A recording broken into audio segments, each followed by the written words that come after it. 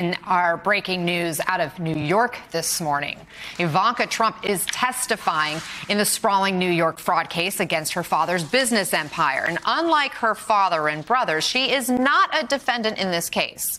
She tried hard to avoid having to testify today, but the judge ordered her to appear, citing documents showing that she still has ties to some of her family's businesses. NBC's Lindsay Reiser is outside that courthouse in Manhattan for us. Lindsay, what can you tell us about what's happening inside the courtroom right now?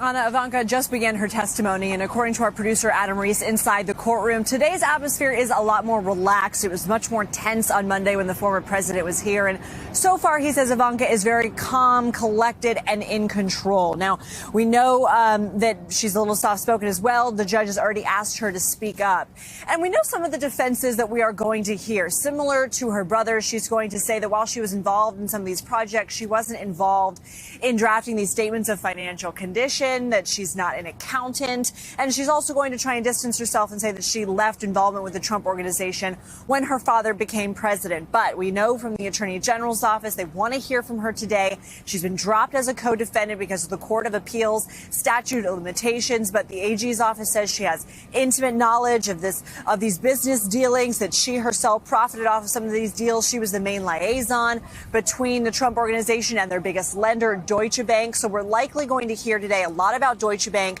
We're likely going to hear about the old post office deal in Washington, transformed into a luxury hotel. She captained that project. And also we're likely to hear about a pair of apartments at Trump Park Avenue. In fact, our cameras saw her leaving that residence today. She was essentially offered an option to buy those apartments at well below what their stated value was in these statements of financial condition.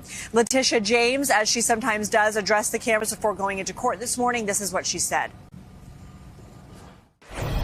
Ivanka Trump secured, negotiated loans to obtain favorable terms based on fraudulent statements of financial condition.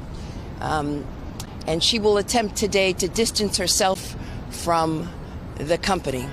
But unfortunately, the facts will reveal that, in fact, that she was very much involved. You cannot hide from the truth, and the facts will belie the truth and the evidence. The former president, for his part, posting on Truth Social last night, "Tomorrow, my wonderful and beautiful daughter Ivanka is going to the Lower Manhattan courthouse." He repeated a derogatory term that he has used to refer to Attorney General James that we will not repeat here, and says it is Letitia James and the judge who are fraudulent for setting such low valuations in order to undermine and discredit my financial statements, thereby making me look bad.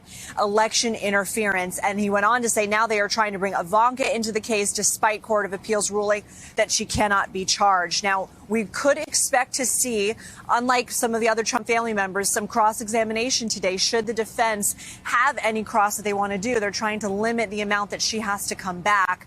Remember, she appealed having to come at all because of the burden that it would place on her school-age children, and also appealing on grounds of jurisdiction and relevance.